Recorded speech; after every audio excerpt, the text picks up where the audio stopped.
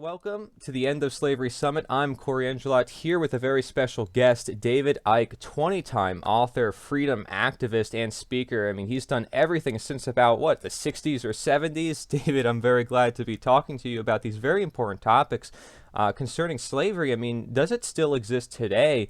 Do people need to be aware of it, how it's manifesting in different forms?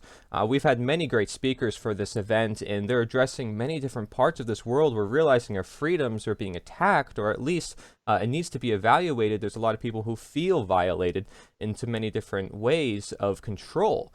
And we can relate that to the slavery of the past that was usually called chattel slavery. But as you have also detailed through a lot of your works and through spirituality, there's a lot of other ways to look at this, even to the origins of humankind and Anunnaki and so many other topics. So is slavery still occurring? How do we navigate this in today's world? Thank you for joining. Thank you. It's a pleasure. Well, slavery, crikey, slavery is everywhere. And it might be worth asking what is freedom? Because slavery is obviously the deletion of freedom. So freedom for me is the amount of choice you have. The more choices you can make and you have the freedom to make, the freer you are. And the fewer choices you can make, the less free you are. And what we're looking at in the world as it's unfolding is one in which choice is being constantly, continually eroded. So people are able to make fewer and fewer choices. If you look at the world since the COVID card was played, shall we say, the number of choices that people can make are being quite blatantly eroded. And as we speak, we have a really extreme example of that in China, where they've gone for this insane zero COVID policy, which is nothing to do with health. It's nothing to do with a virus. It's to do with extraordinary levels of control. You have a situation now in China where hundreds of millions of people are under house arrest. They're not allowed to leave their homes. They're locked in. Where whole cities like Shanghai, 25, 26 million people, are under house arrest. Now, you can take the word slavery and you can apply it to history, and we should, because slavery, unfortunately, is a common human experience throughout known human history. But to consign it to history is completely missing the point. It's still here. It's taken different expressions, yes, but it's still here. It's still here in abundance. It's still everywhere. I mean, you take the system and how it works. The system, as I call it, is about controlling choice. So because of the way the money system, one of the great foundations of global slavery, is structured, you have to earn money to live, to pay for the basics of life. So immediately, freedom has been eroded because you go and have to serve some master or other, or you have to create your own business. And therefore, your choices are suddenly massively eroded. You don't have a choice if you can get up in the morning at a certain time and get to work at a certain time. You don't have a choice about when you leave that work, just as it starts, this slavery, at the earliest age, when little children go to school and they don't have the choice of when they have to be there, when they can leave, when they can talk, when they can go to the toilet, because the whole system is about enslaving people. And in the West, up until the COVID era anyway, persuading the people you enslave that they're free. And this is an important point. You either enslave people by controlling their choice, but selling it as freedom, or you go the whole hog like they are in China and you just take all freedom away and people they're under no illusions, they've got no freedom. But in the West, up to this point, it's been much more subtle. So you prepare the youngest children from the earliest age to accept slavery as freedom. If you said to most kids who go to school and have to sit there and listen to the system's version of everything, which they are then tested upon in something called exams, and if you tell the system what it wants to hear because it's told you what to believe, then you progress with those exams and you progress in the system. But if you said to those children and young people, are you slaves? They'd say, no, slavery was history. No, we don't have slavery now. But they're slaves. They're slaves because they have conceded or had taken away from them their right to free choice. And slavery takes endless different expressions. Slavery can also be defined as having taken away the choice to have an opinion, the choice to freely express your opinion, the freedom to have the same ability to express your view as everyone else does. And that is being taken away. And so where we're heading, appropriately given the subject we're talking about, is towards the ultimate slavery unless we wake up pretty damn quick, like now. And that is, and they're openly talking about it, it's all being said, or this is inevitable, is to a point, not a million years from now either, where they want to connect the human brain to artificial intelligence. Now, that is the ultimate human slavery, because people won't even have their opinions manipulated or their opinions silenced. They will be given their opinions through AI's connection to the brain. And as one of these psychopaths pushing this agenda said, a guy called Ray Kurzweil at Google, once that connection to the human brain has been made, artificial intelligence will do more and more of human thinking until human thinking as we know it now will be negligible. Now, I'd like someone to define a more extreme level of slavery than to have your entire perceptual processes externally controlled and dictated, so that you not only have your body enslaved, you have your mind enslaved. And, you know, when we talk about slavery, enslaving the mind is the whole foundation of it.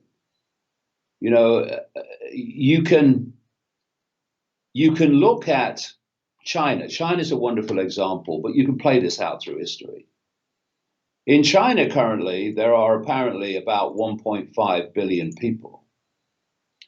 The number of people enslaving them within the Chinese Communist Party and all the law enforcement and military is a tiny fraction of the 1.5 billion. And so for that few to control that many should mathematically be impossible. The reason it happens, and the reason the few have controlled the many throughout human history, is the few have enslaved the minds of the many. And there are two basic states of mind that allow the many to be enslaved by the few, and always have, through as long as we can know or think we know what we call history. One mind enslavement is to accept what authority tells you, the few, without question, and act upon what they tell you to believe. If you take the COVID example, it's a classic.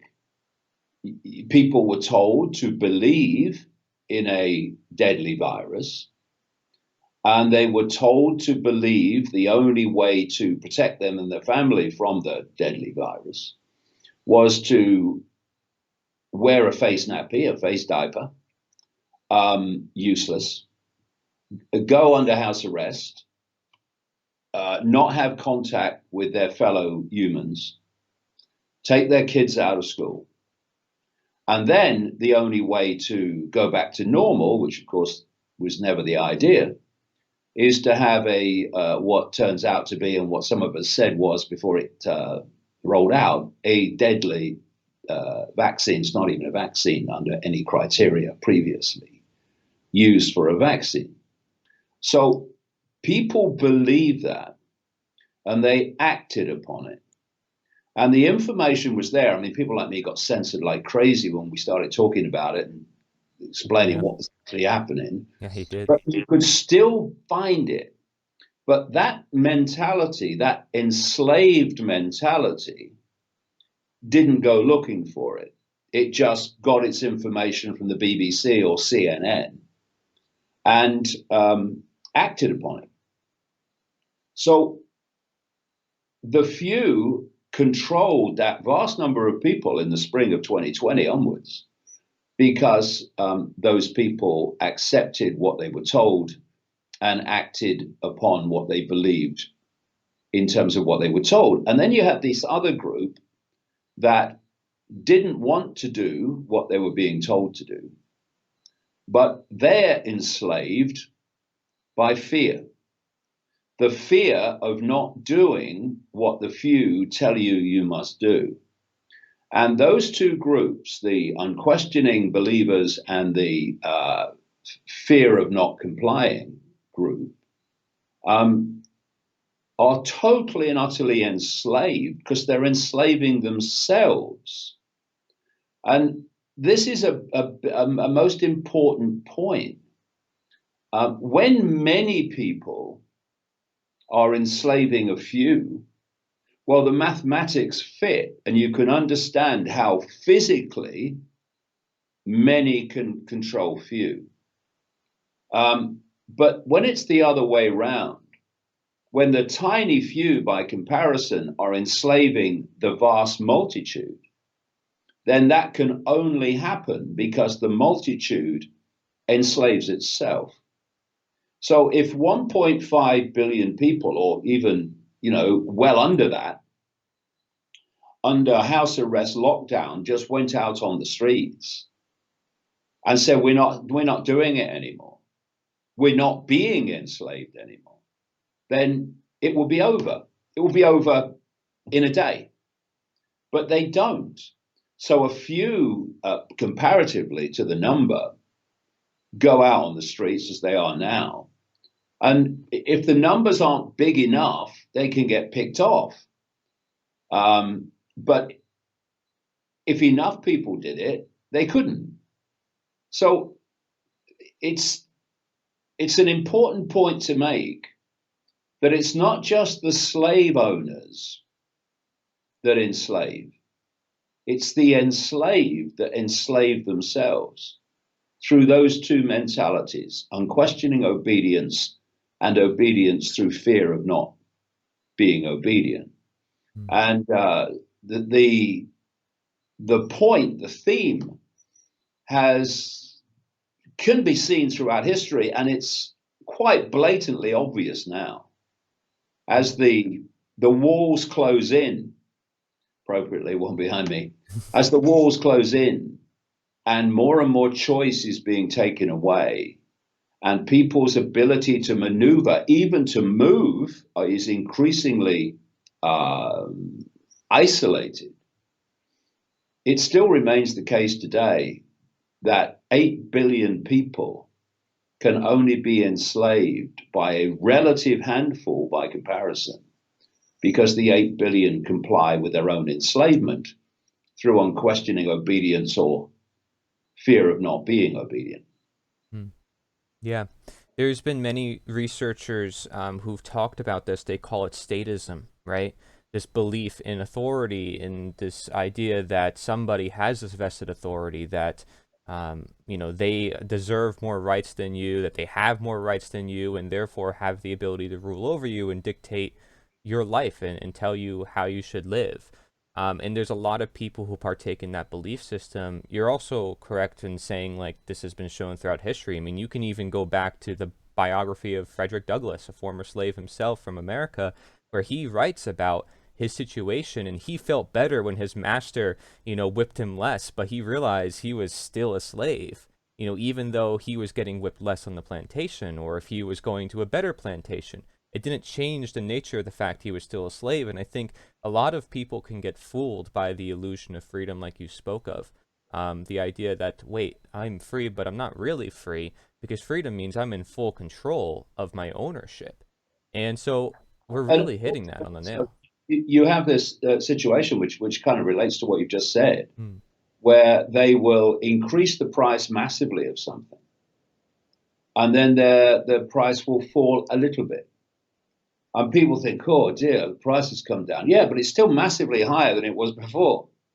So this everywhere you have this illusion that things are working for you and authority is working for you when it's fundamentally working against you. And if you look at slave owners, the classic slave owner, they are people that want control of other people. They're psychopaths. Now, I read somewhere years ago that the psychopathic ratio percentage within the global population is about 4%. Nonsense. It's massively higher than that. If you look at psychopathy, its major traits are lack of empathy, the inability, and lack of desire as well, but inability to put yourself in the feelings and the effects of your behavior in relation to them. And if you can't put yourself in their shoes, if you like, in their feelings, then you have no fail-safe mechanism. I call empathy the fail-safe mechanism of human behavior, because if you can put yourself in the feelings of those you're affecting, that immediately edits your behavior. And the other one is lack of compassion. They're the two big traits of psychopaths. And if psychopaths desire control over others, which they do, then is a psychopath going to seek to work on the checkout at the supermarket? Is the psychopath going to want to drive a bus, drive a train? No, they're going to target positions where they have authority power over other people. This is why not all of them, of course not, but if you want power over someone, you are going to be very happy if you become a member of law enforcement. You're going to be very happy if you become a politician, making decisions that impact upon people, thus control them. As a politician, you are passing laws which are then imposed upon the people by law enforcement. So you have these professions that attract psychopathy and people that want power over others. And So you look around authority, or you look around in the COVID era for a start, the lockdown era, my goodness me, and you'll see how this psychopathic mind loves to impose its will on other people. And so you're looking at authority being targeted through the ages by this psychopathic mentality.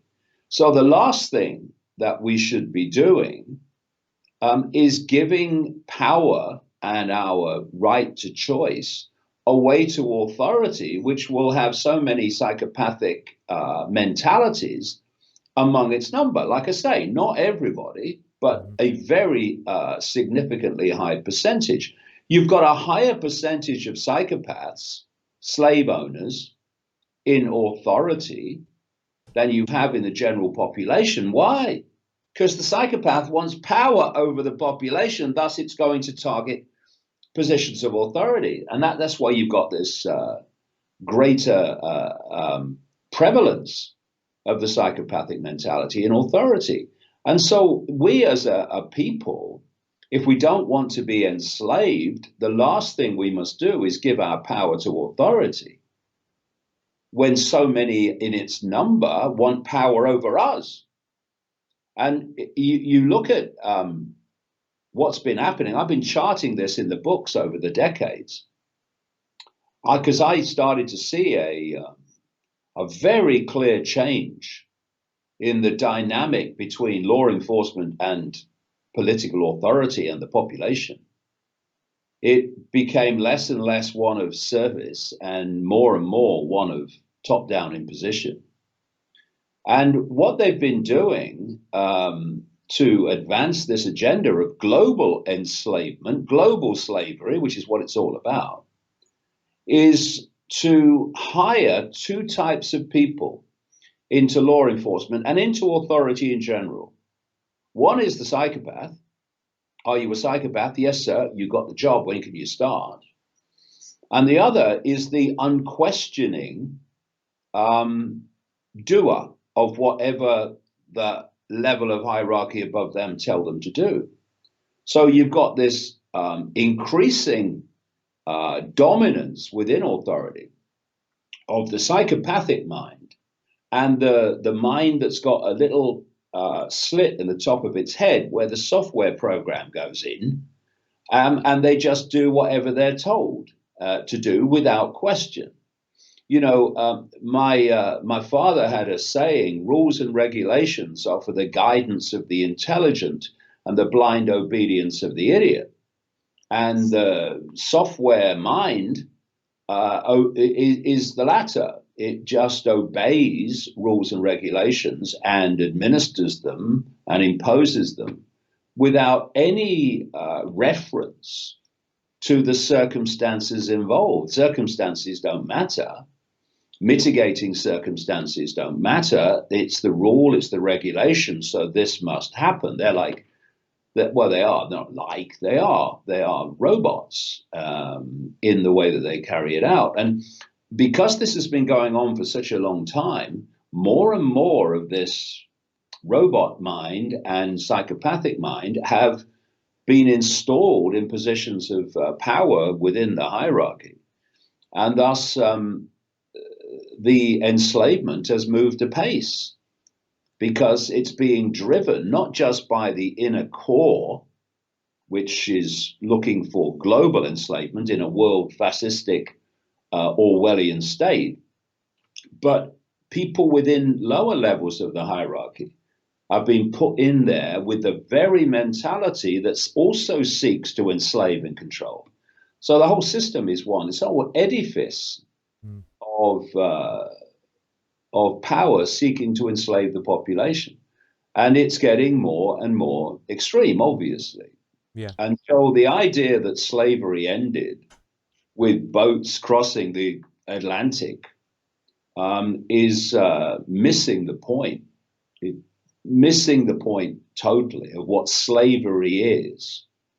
And, you know, when I hear about, you know, we must pay people reparations for historic slavery, well, I think it would be a much better idea and very much more helpful to people if you took more time to point out that people already enslaved are still enslaved, and slavery never ended. It just took a different form.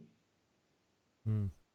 Yeah, so I mean, you see nowadays there's a lot of people who are bringing a lot to light, whether it's on the current issues or the past issues, and even just bring back all this history about this topic. It's become apparent where it's like, yeah, the information is there for people, but will people take in that information and what will they do with it is the question. So I want to delve a little bit more into action, if you don't mind, because I like to bring that Sure. into it. And I think a lot of what we do, what we tend to do with independent media, when we see, yeah, there's slavery everywhere, which we might dwell on that, and we might get too fear-based. And you and I know you're a spiritual person. I want to evolve humanity. I want to bring us to our destiny. And from my point of view, and based on what I've seen, it seems like there's a destiny for humankind. People want to be free. People are generally moral, but then they're in contradiction with themselves as they have these belief systems like statism that keep their mind enslaved. And some of them don't even know it. And I think maybe even people from your audience would be, maybe they'd be pretty open to the term of anarchism, but I know you don't use the term that often, but that's basically what you're describing. But for a lot of people, it might think like, wait, what do you mean anarchism? That's chaos. That's not going to work. But from my point of view, I think that's part of the evolution of humanity is realizing, wait, we don't need rulers because we rule ourselves. What do you think about that? Do you think it's part of the human destiny and evolution to eventually reach that stage where we can self-govern to the point where we don't need any external government or external authority? We have the authority within ourselves.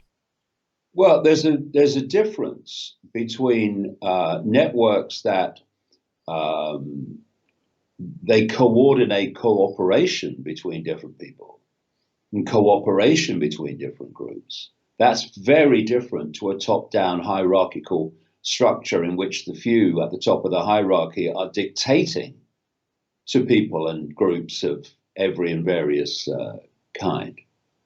And you know, it's a different way of looking at the world once you see that you don't need top-down hierarchical structures of power. I have a simple philosophy, which is do what you like so long as you don't impose it on anyone else. Once if we lived by that expanded awareness, shall we say, then you wouldn't need any laws. All laws have become irrelevant. Even the laws that are brought in with a benevolent kind of motivation, as opposed to all the laws that are brought in with a very malevolent motivation, which is most of them. Even the benevolent ones, the ones that are done for that reason, the laws are to overcome human behavior and human perception. For instance, again, you come into the realm of the psychopath again. I want this, so I'm going to take it. I'm going to do it through murder. I'm going to do it through financial manipulation and screwing people financially or whatever. I want, so I'm going to take.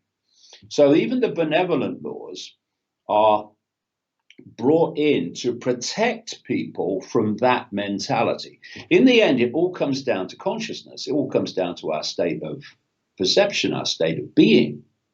So if we lived in a world of expanded awareness, then laws would become irrelevant. You basically need one philosophy.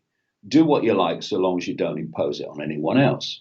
And so people have said, well, what about murderers? Well, that would actually constitute imposing on someone else. What about screwing them financially? Ditto.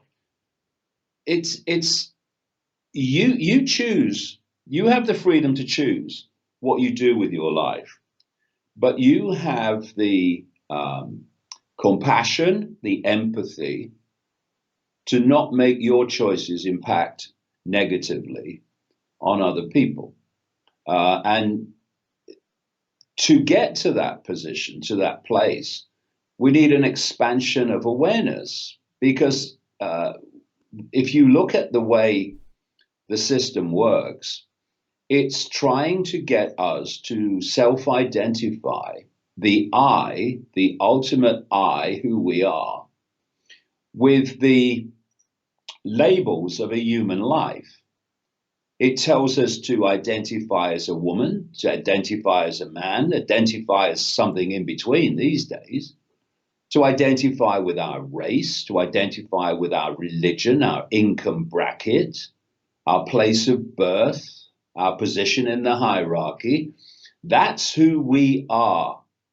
And we're being given now more and more myopic self-identities, where now people self-identify the I, the self, with their sexuality or whatever. And we have come into this myopia of self-identity. And when you come into these human labels, not that you don't see them as an experience, which is fair enough, experiences, experiences that we're for, really, but you see them as the I. And once you self-identify with the experience as being your true self, then the fault lines to divide and rule, and the mentalities that say, okay, but I want more power over everyone else, they're all there to be played out. And if you look through history and present day, that's what you see. You see people self-identifying, what I call the IMRs, with these labels of a human life. But when you realize the I is not the human labels, it's the consciousness having the experience called the human labels, and that we are consciousness, all consciousness, ultimately infinite awareness. We are a point of attention within infinite awareness. We are, if you go deep enough into the field of consciousness, we are each other. We're different points of attention in the same consciousness, having different experiences currently, called human. Then the idea that one expression of infinite awareness would enslave another expression, and coming the other way, that one expression of infinite awareness would allow themselves to be imposed upon by another expression of consciousness, is ridiculous. We are each other. No one should have more power and more privilege and what have you over anyone else.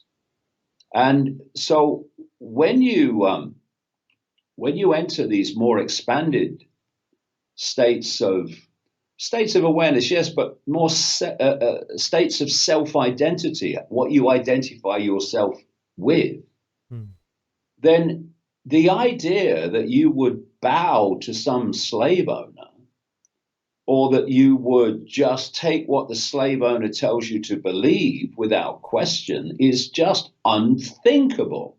It's unimaginable. Yeah. And if you look at the people who unquestioningly do what authority tells them, you will find that those people are what I call 5 sense prisoners. They will have the whole set. They will self-identify the I with whatever label they're experiencing. They will see everyone else and everything else as apart from them and not actually a part of the same whole. And that's where that comes from. You'll see people who are what we call in Britain middle class. It's different to the American middle class. But you see people who are in the middle income bracket, shall we say. It's what our middle class is in Britain. And they will look down on the working class that earns less money than they do and has a smaller house, if they have a house at all. And they will look down on them. They will see themselves as being different and above those people. I'm higher in the hierarchy than you are. And so the biggest expression and consequence of this identifying with human labels is that it leads humanity to enslave itself. And what are these clowns in China in the hazmat suits and police uniforms doing, coming out in their stupid tanks? What are they doing? Who are they? They are of the very people, and from the very people they are enslaving. So you've got the hierarchy in China, and they're recruiting from the population, the target population, people to enforce the will of the tiny few upon the population. And so you look at the gathering slavery of the population around the world, in the West, etc., and it's being imposed by people in uniform who have children and grandchildren and families who are subject to the same fascism that they are imposing on the population. And this is what happens when you self-identify with the labels of a human life. I am law enforcement. I do what my masters tell me to do. When consciousness, expanded consciousness, says, well, I may have a uniform on, but I'm also conscious. And what you, Mr. Master, are telling me to do, to impose upon the population, is fascism. It's tyranny. It's slavery. I'm not doing it. And this is the difference between an unconscious person and a conscious person. And so if you, I said years ago, back in the 1990s, that people laugh at sheep because they just follow the one in front, and they follow the shepherd without question, just follow, bah, bah. And then anyone that doesn't want to follow the shepherd and starts to drift away, the sheepdog comes in, symbolizing fear. There you go. You've got the two groups again. In a flock of sheep, you've got the vast majority who just follow the shepherd without question, and then the others who don't want to follow the shepherd, but they come into line when fear is introduced through the sheepdog. And I used to say, people laugh at sheep and they think, oh, stupid sheep, look at them. But humans have out-sheep the sheep because we've dispensed with the bloody sheepdog. We enslave each other. And when you look at social media, for instance, and you see the cancel culture, you see the abuse, vitriol, and demonization that people are subjected to for having a different opinion to the official narrative. And what you're looking at is the sheep enslaving the sheep. That's what's going on. Why? Because they're coming from a perception that is, in my view, unconscious, not conscious in terms of what I would call consciousness, not aware of their true I. So they're identifying with the labels of a human life. Right. I'm a this, I'm a that, I'm the other. Voter, politician. You're different. You're different to me, and therefore I have to have control of you. And that's what slavery is. And I've just been invited to speak in Amsterdam, where I was a few weeks ago, at a peace rally calling for the peace talks, etc., in relation to the Ukraine conflict, because no one in authority is calling for peace talks because they want the war.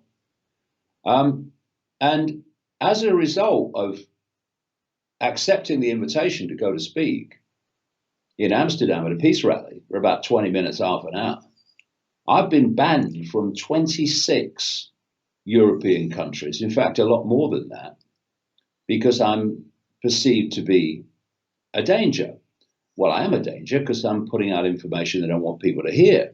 The point being, though, that as you, because the 26 countries are in this European group, European Union, European group called the Schengen group, which have a common border policy.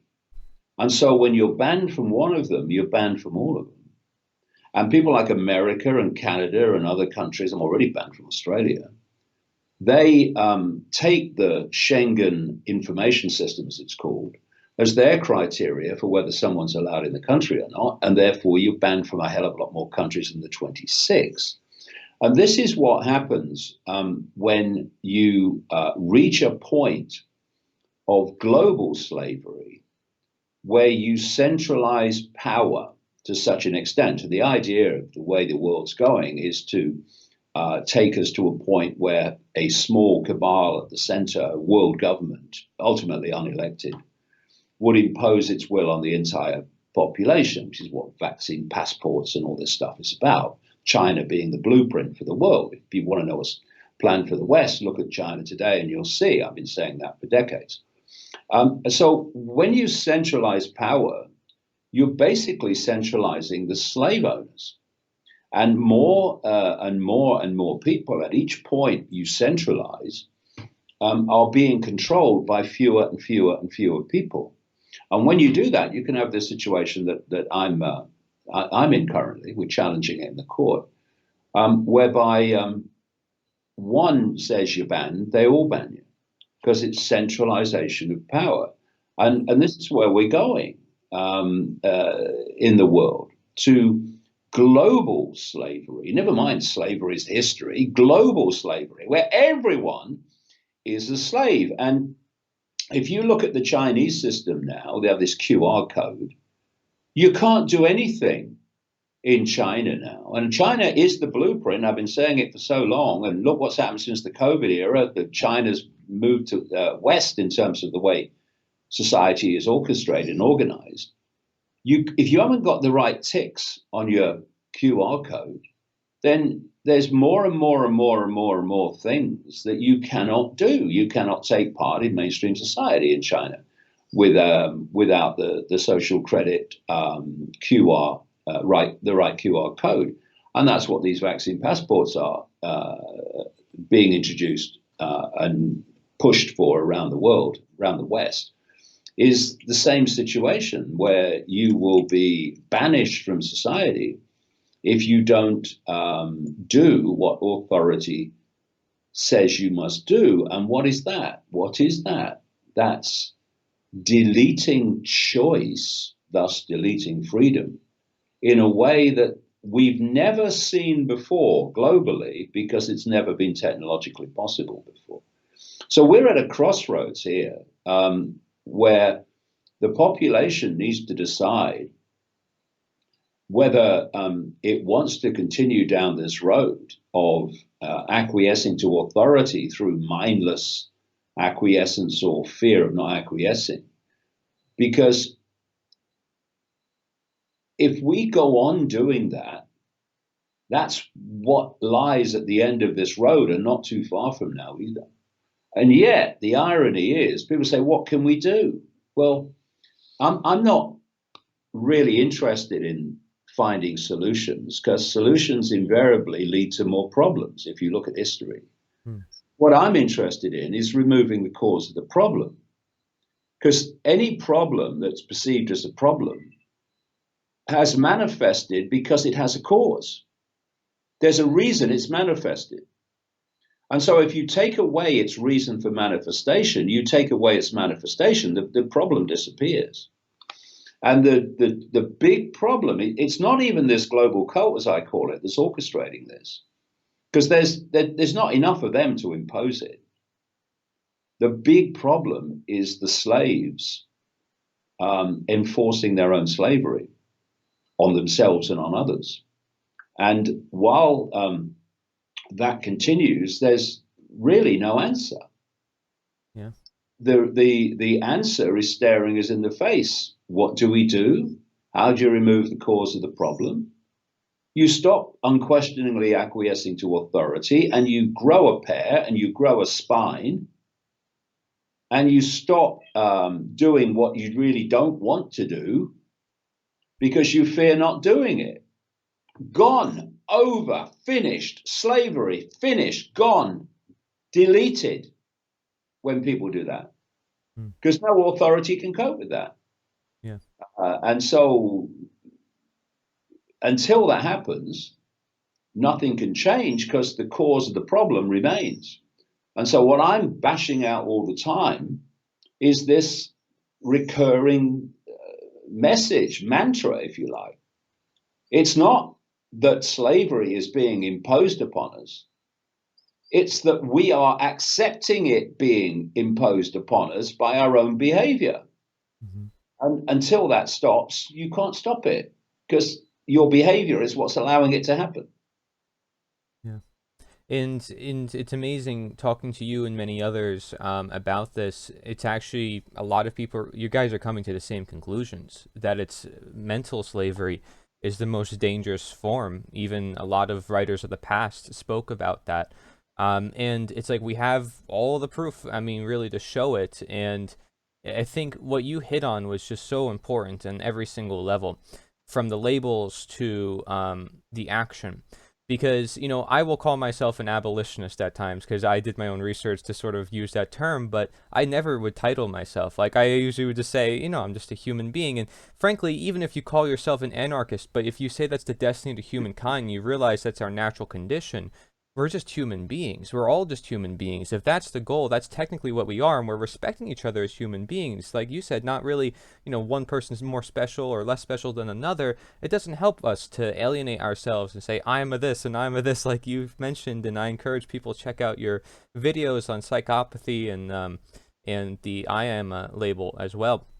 I've seen those. I Amazing. said years ago, you know, Yeah. Cory, that if someone can give me a name for what they believe, they're in a prison. Hmm. Give me an ism, That's give true. me an eanity, give me a label for what you believe, and you're in a prison Hmm. because we all just are. Everything just is. Right. We don't need the labels. The labels are experiences, but they want to label us because the labels then create the fault lines of divide and rule. Hmm. And the few can only control the many if the many are divided in and of themselves, in on themselves.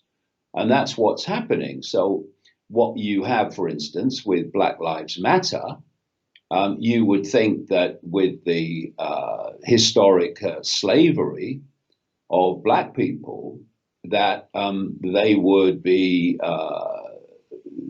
really focused upon seeing how black people are still enslaved, just like everyone else, just in body, Yeah. and focus on that. But instead, Black Lives Matter was created by billionaires, actually white billionaires, funny enough, to act as a point to divide the population on the grounds of race. So now we have replaced discrimination against black people with discrimination against white people. And all discrimination is simply illusion, because the body is a vehicle for consciousness to experience this tiny band of frequency. That's what it is, called the human world. It doesn't matter what color it is, doesn't matter Right. what history it has. You know, I recently watched a film, a documentary about the history of people and where they came from and all that stuff. But it doesn't matter. It matters that you learn from history, but we're in the now. We are in this moment, And if you define yourself by your history, and so many people do, so many people define themselves by their Black history, by their Jewish history, by their Islamic history, by their Hinduism history. But what are they defining themselves as? Just another label of a human life. So look at history, celebrate history if it was the good bits, learn from history, Right. the bad bits and the mistakes and whatever. But to self-identify who you are, even with your history, is to define yourself as the experience and not the true I. Mm. And so everywhere you look, it's like, you get wet paint on your fingers. Suddenly it's everywhere. This self-identity with the body, this self-identity with the human labels that so limits us and enslaves us, it enslaves our minds. Everywhere you look, you see it. And it's good to constantly uh, self-reflect and say, hold on a minute, am I reacting as if I'm the label, or am I acting as if I'm having an experience here? Because they're not the same thing. Mm. Yeah, it's part of the reason why I always connect nature with a lot of these works. It's like when some people will ask, like, "Oh, you talk about slavery, and next minute you're talking about nature," but it's because it deals with that very fact of the matter. I mean, how do you expect they got rid of chattel slavery, at least in the mass aggregate of society here in America, is through moral conscience and appeal to the average person, saying like, "Hey, these are just human beings, just like us. They're not any different from us. They have the same ability. You can breathe for yourself. I can breathe for myself. That's what makes us two distinct persons. But guess what? We all still breathe together. That's what a conspiracy is if you break down the term in etymology. It's funny you also mentioned before robot, because if you look at the etymology of robot, it also goes back down to slave. A lot of people don't know about a lot of this, and there's a lot of connections to be made. But when we talk about action, and I'd be willing to help anyone out there if they see education as important. I've been stressing the need to educate, but you really hit on was like, hey, we can't have these titles and these positions to help change things in society. We change things through sharing knowledge, through expanding consciousness. And for me, that's through education. That's through sharing ideas and just speaking human to human. And I'm willing to help anybody out there in that process. I think that's the most important. I mean, even our founding fathers in America said, hey, if you want freedom, education, educate the mass public. They didn't say, vote for some guy, put him in office, and have all this particular, political action. I think it tends to get overlooked a lot. So when you think about a lot of people talking to each other, I want to ask you, how do you think people should speak to people? I know this is a unique question, maybe different, but I want to get your opinion on this, because a lot of people who look into the knowledge that you share or I share, they maybe want to overload people and say, oh my gosh, this is going on, that is going on. That may not be the best approach for that person's current state of consciousness, or maybe it is because they need an awakening.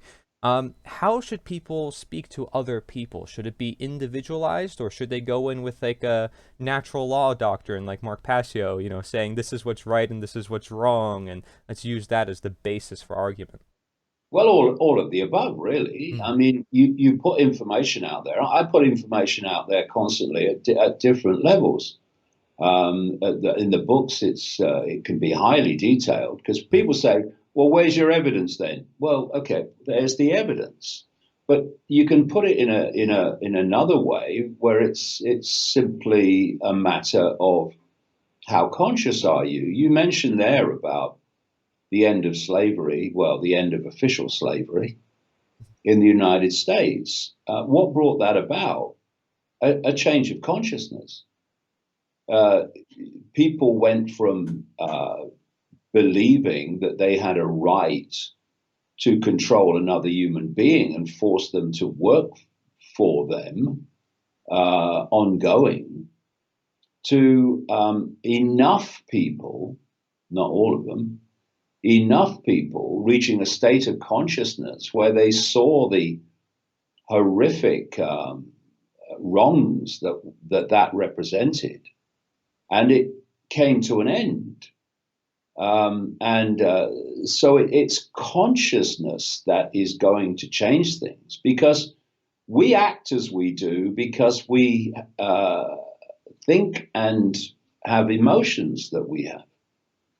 It's consciousness that is the point of reference for everything.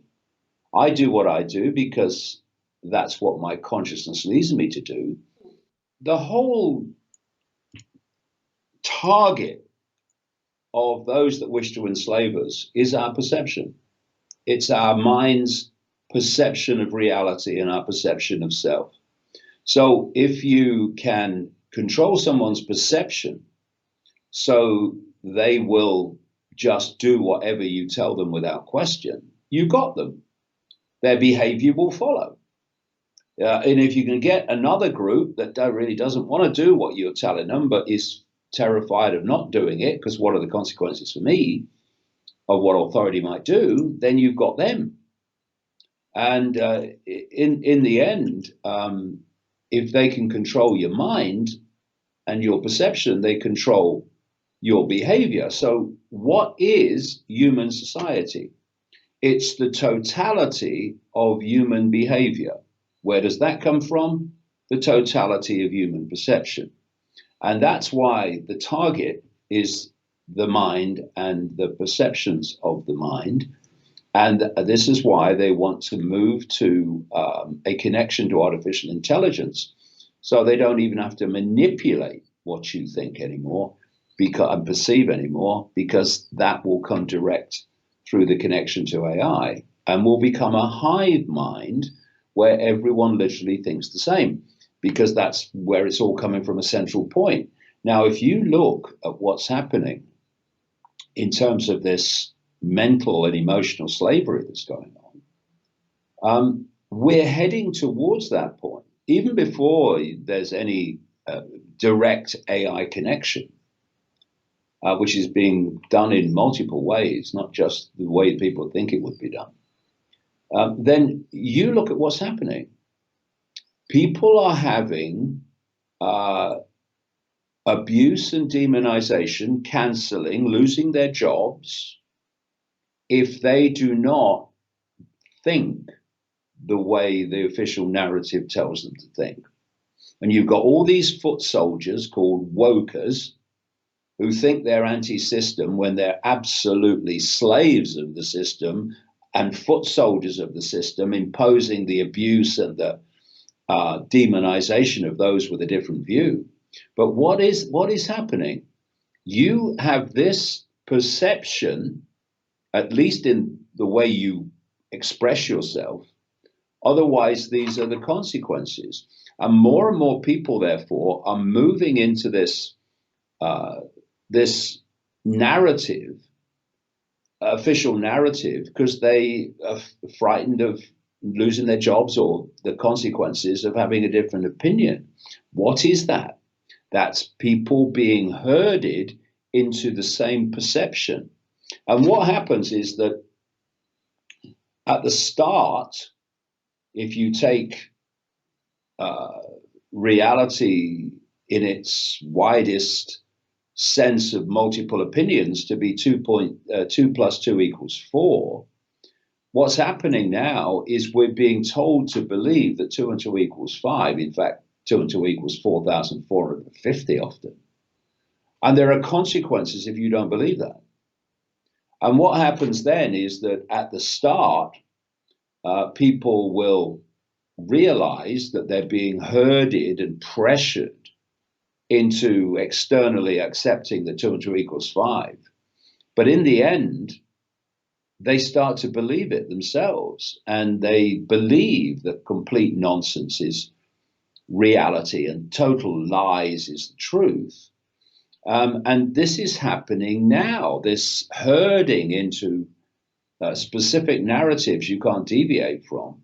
And that's only one step from a direct connection in which the narrative comes to you through AI, and you believe whatever AI tells you to believe. Right. This is a critical time we talk about slavery. This is a critical time where we're choosing whether we're going to stop being slaves or whether we're going to acquiesce ourselves into being 24/7, total, utter, never seen before in human history slaves. That's the choice that we're facing. And it's time to make the choice to be free. Otherwise, it will be too late. Yeah, just tells you, like, you got to cherish this natural reality, this life that is beyond all these illusions. There's so much beauty in it. There's so much infinite creation in it. We see freedom as what provides all the abundance in the world, and without that, I mean, what you have ends up with this sterile plainness. It looks like simplicity, but it's not. It's not actually like peace of mind simplicity. Something that I know you even did like a tour one day of your apartment, and you were like, I don't live in some fancy mansion. I live in this small little space. And I'm the same way. I am pretty simple. Like, my background, I still have like wooden furniture. It looks like I'm working out of like the 70s here, but it's like I'm still putting out the work, and people are like, how are you putting out so much stuff? It's like, because it's the passion that drives me. It's not the material thing. It's not the identity. It's not the ego. It's the drive and the energy that I'm going with here. And I can look at history and I can see what the abolitionists did. They inspire me because I can learn from what they did. They actually did create some level of change in consciousness. Now, did they recognize there were other forms? Yeah. Did they recognize there were other problems? Yeah. But they still made some bit of a change, enough to get attacked. They got censored by the media just like you did. And if people can't look at history to see that what you were saying is just history on repeat, then, I mean, it's like this is how we learn, right? It's by looking at the bigger picture. So I want to ask you this one question about movements as like sort of to finalize, because I want to get your view on this. You get together with a bunch of people on the streets, and you make a lot of change there, with a lot of people coming together. And you mentioned before in this interview, like, people should come together, you should come out in the streets. And arguably, I'd say that would come naturally with the knowledge and with people getting angry enough, right? And people not wanting to participate in the system. But the way I see it is that people just need to stop partaking in statist acts, or acts that, contribute to creating that psychopathic dynamic where the psychopath is given power to be a psychopath, to rule over other people. So do you think a movement would help, like, in the efforts to create change? I know now this is tying into what we talked about with identity, and that's where it can get problematic. But do you think it would help to spread the message?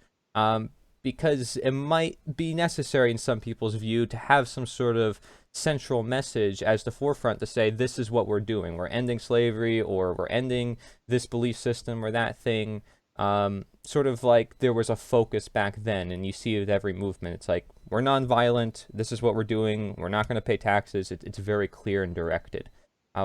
What do you think about that? Because would it provide more direction rather than people just screaming on the streets like, we're done with this? And then you see people in China, they're yelling, they're protesting in the streets right now, but they don't have any self-defense.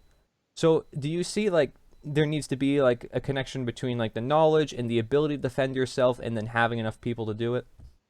Well, it's about numbers, first of all. I mean, it's 1.5 billion people in China. I use coming out on the streets in the sense of they're being locked away in their homes. So it's not all about coming out on the streets. It's about not doing what you're told to do by an authority that's seeking to enslave you on a scale never seen before in human history, or known human history anyway. And so, say 500 million people in China refuse to cooperate with what they're told to do. It'd be unenforceable. And that would be 500 million people making the individual choice not to comply. And together that makes a movement. But a movement of what? A movement of consciousness. A consciousness that's reached a collective point among the 500 million that says, we're not having it anymore. We're not doing it anymore. So I'm wary of, again, hierarchical structures because they tend to be very easy to infiltrate. The history is full of them, where organizations are set up with the best of intent, and then they're infiltrated, taken over, and directed away from their purpose.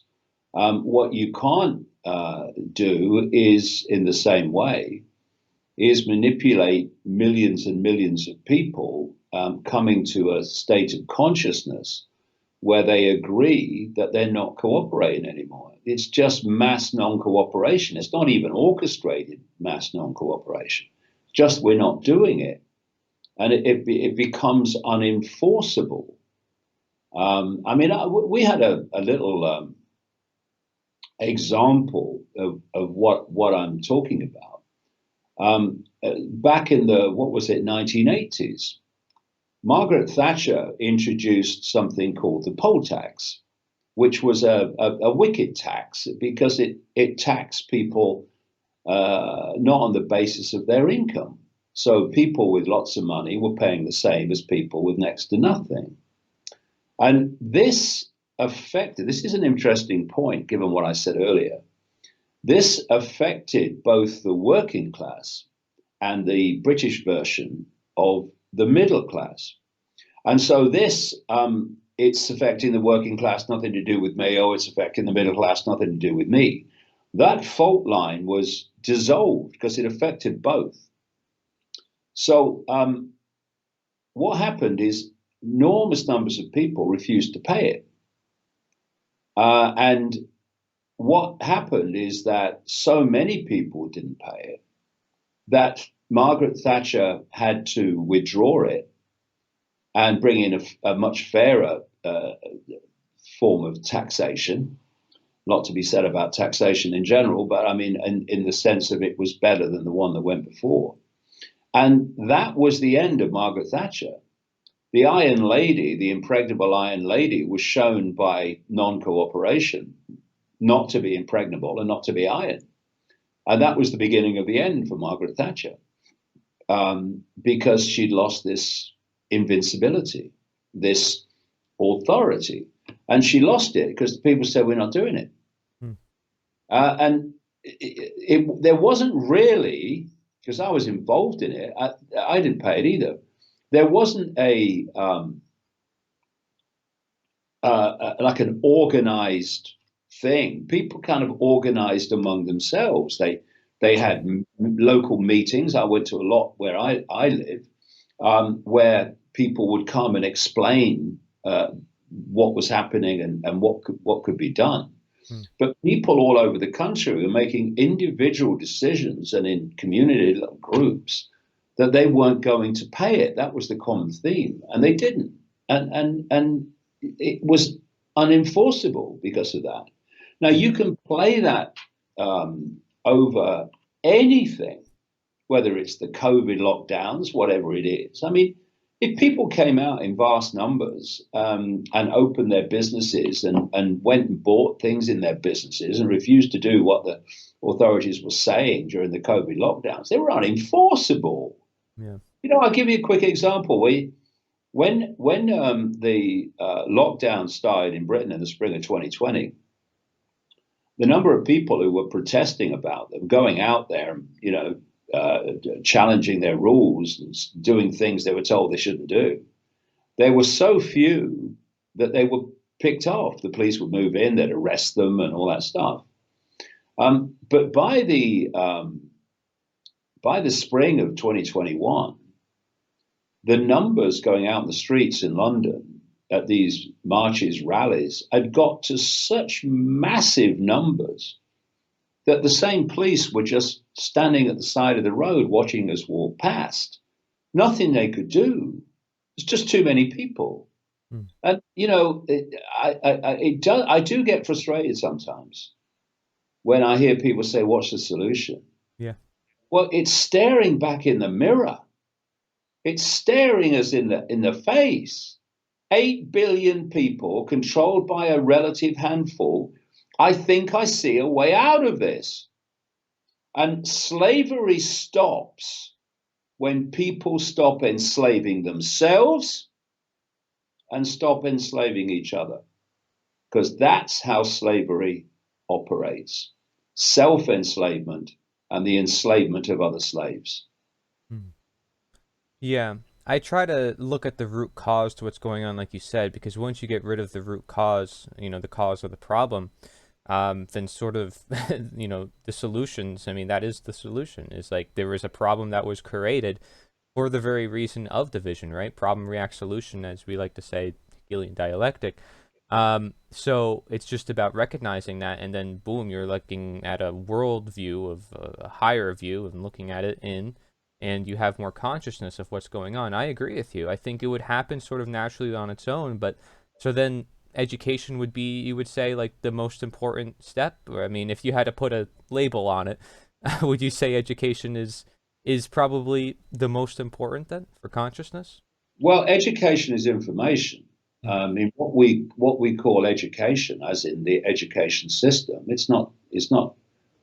information. It's not the free flow of information and the free flow of thought and opinion. It's programming operation. Mm, What we call education, it's kids are put into it to program their perceptions. That's why it's there. right. That's why people like J.D. Rockefeller started it in the United States, for instance, Mm-hmm. because it was about programming perception. And I watched an interview with a young lady on American television. It was on the Tucker Carlson show, actually. I saw it this morning. And this was a lady who she was growing up and she had a certain perception of the world and, got on very well with her parents and everything. And they paid a lot of money for her to go to some college, university in Massachusetts. And when she came back, she was a completely different person. She fell out with her parents. She went to live elsewhere. Her whole idea was that she was a victim, that the woke mentality had absolutely taken hold of her mind, a perception. And the story was of how her mother, seeing what had happened, then paid a deprogrammer $300 a day to deprogram her daughter from the programming of the cult. That's what it is now, that we call education. And she was successfully deprogrammed, and suddenly she was herself again. But that is what is happening in the education system. It's perception programming, so that from your perception, your behavior is that you become the foot soldiers of the very system that seeks to enslave you. That's what education is. What proper education is the free flow of thought, opinion, and information. Mm, People talk about informed choice with this fake vaccine. Well, they've not had informed choice. They've been told that it's this, that, and the other, all of which turns out not to be true. That's not informed choice, that's lies. And we don't get informed choice when, on any subject now, you are censored and information is censored on the basis of whether it's in line with the official narrative or not. So everywhere, it's not just in the terms of vaccines that informed choice is being taken away, it's being taken away everywhere. And without informed choice, you don't have the right to make choices. They're not choices, they are directions on how to behave and what to believe. So, proper education is allowing everyone's view to be heard, all the evidence and information to be put on public display, and then letting the individual mind decide on the basis of that what it believes, and to be at peace with people believing something different to you. right. You know, when you think about it, according to mainstream science, the electromagnetic spectrum is about 0.005% of what exists in what they call the universe in terms of different forms of energy. And visible light, which is the only frequency band that we can see, everything we can see is within this band of frequency, is a tiny fraction of the 0.005%. So on that basis, the idea that there is one narrative and one way of looking at things is utterly insane. It's like Socrates in ancient Greece is supposed to have said, wisdom is knowing how little we know. Mm-hmm. So if someone's telling you this is how it is and you can't have another opinion, it's because they are seeking to get you to believe what they want you to believe for their benefit. Yeah. So education needs to be completely transformed so that people go from enslavement of perception to informed perception, which means that I can look at what they're claiming about this nonsense, this scientific nonsense of human-caused global warming, and that can be presented. Of course it can be presented, but also the scientific evidence that it's a nonsense can be presented. And then people make the choice, oh, well, I'll believe this or I'll believe that. That's what freedom is. Right. But when you have people who are saying you must believe in the human-caused global warming narrative, or you are a climate denier, and you must be abused and demonized and silenced, even if you're a scientist, and even if you're a climate scientist, then that is not free choice. That's not informed perception. That is indoctrination, and it's enslavement of the mind. Right. And so if these schools that don't allow the free flow of information and the free flow of opinion, they're indoctrination centers, they're not education centers. And what the alternative media, the best of it anyway, is trying to do is to allow other forms of information to flow and be communicated, so people realize that the official narrative is not the only way of looking at the world.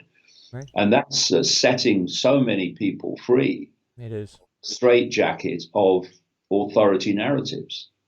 It's helped myself too, and you don't expect it, but you run into it because it's like these are people with energy, they have hearts, they care, they're not just following scripts, they're thinking for themselves, and you just feel inspired. I think it's good. I think that inspiration is part of the process, and it's not there to deceive. It's out of just authenticity. It's there because people are fed up and they just want to live their lives, and I can't ask for anything more. I think it's a simple demand. I think a lot of people just want to live their lives, but like you said, and I think it's a good way to really conclude this event is, think for yourself on this matter. Don't take any of the speakers' words on anything. Don't take my words on it.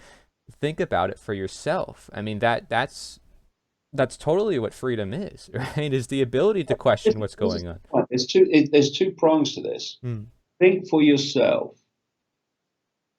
and let other people think for themselves. And be at peace with people having a different opinion to you. Right. Because within the narrow band of frequency that we can actually perceive, the idea that there's one opinion that's valid is ridiculous.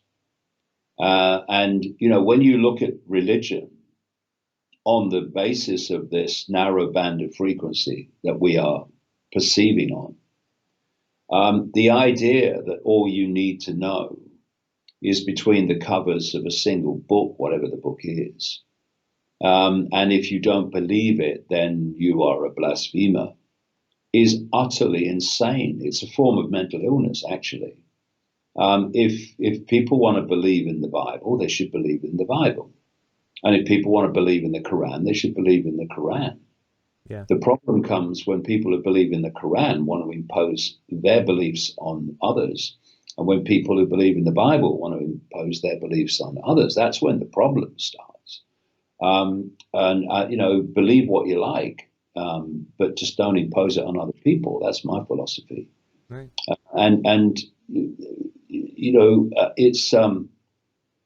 it's again, the whole religion thing is another blatant example of this perceptual slavery. You must believe what's between the covers of two books, or two covers in a book, written by who knows who knows when, in who knows what circumstances often. Otherwise, you're not one of us, or you're not you're not a nice person, or you're a blasphemer. This is utter nonsense. People should believe whatever they believe, Yeah. but don't impose it on anyone else. See, the thing is, Cory, that these basic principles that would restore harmony through respect, self-respect to come to your own conclusions and not have them imposed upon you, and respect for others to allow them to do the same, even if their opinions are different to yours. These simple principles that would restore harmony to society and human interaction. I mean, they are so simple and so basic, and they could be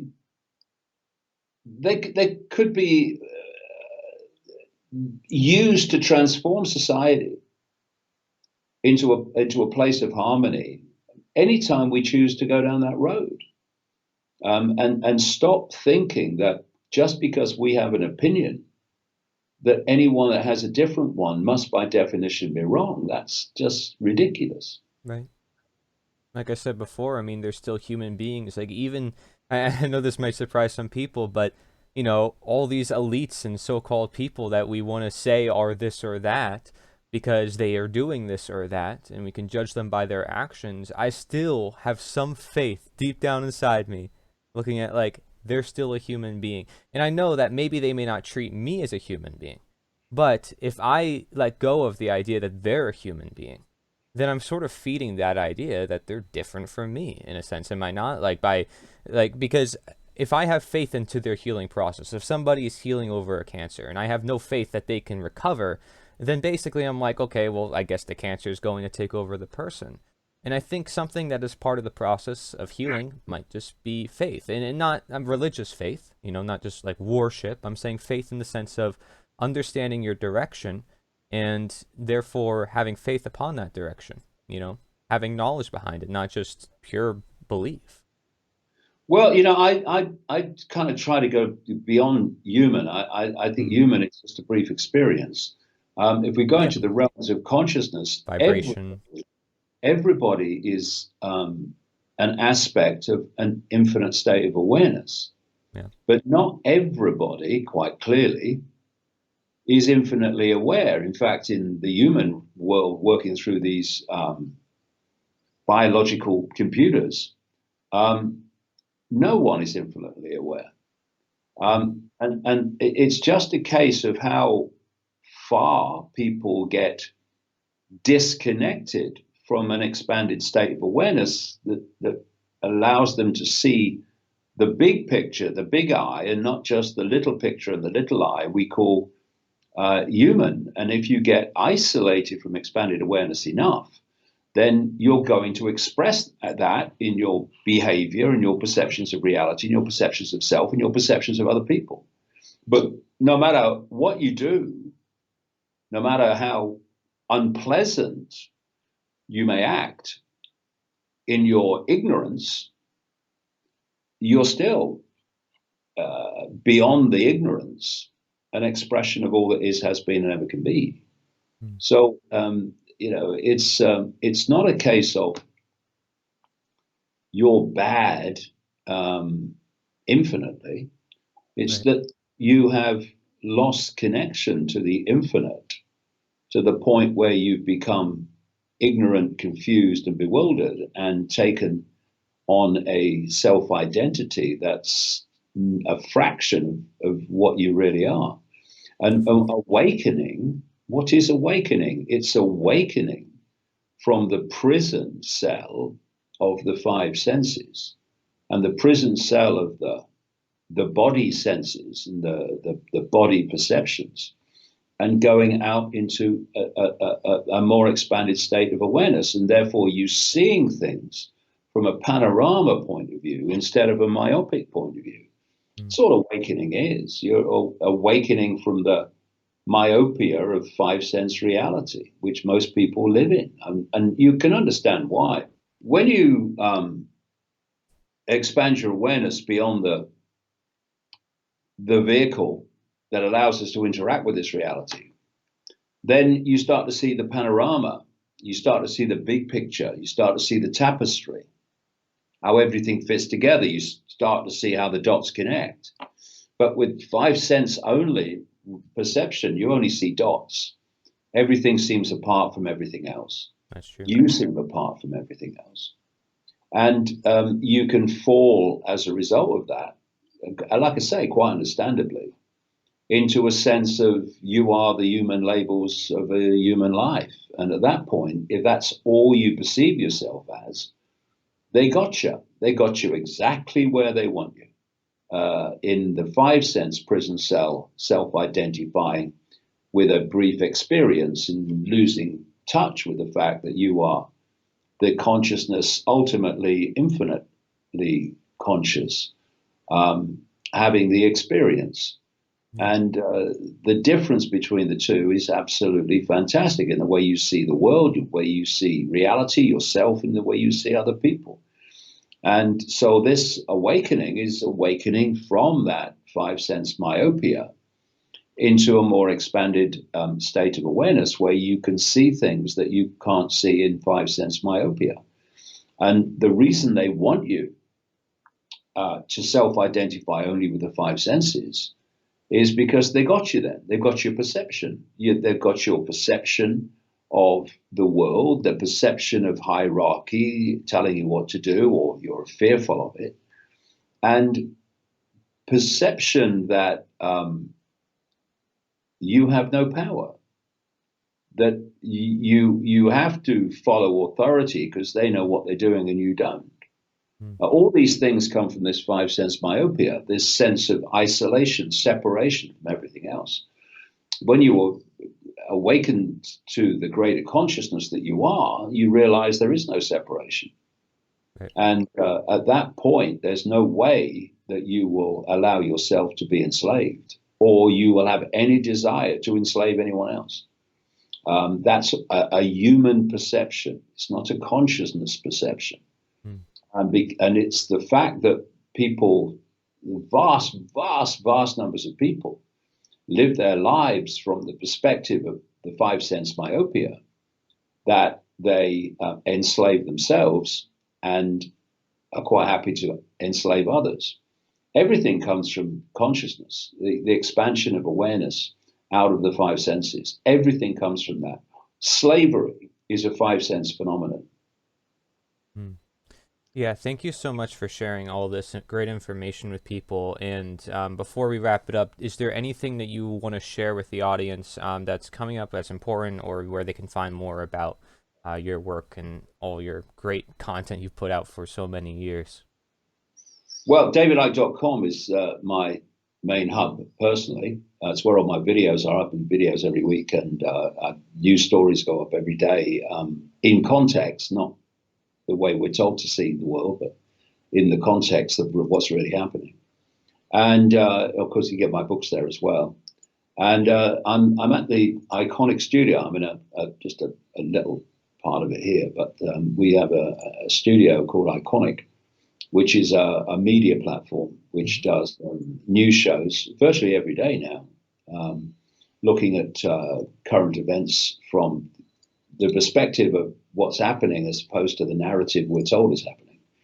And also we do original films about the whole spectrum of alternative things, not just conspiracy, but the nature of reality, spirituality, the whole spectrum of subjects. And it's something my son put together, Jamie. Yeah.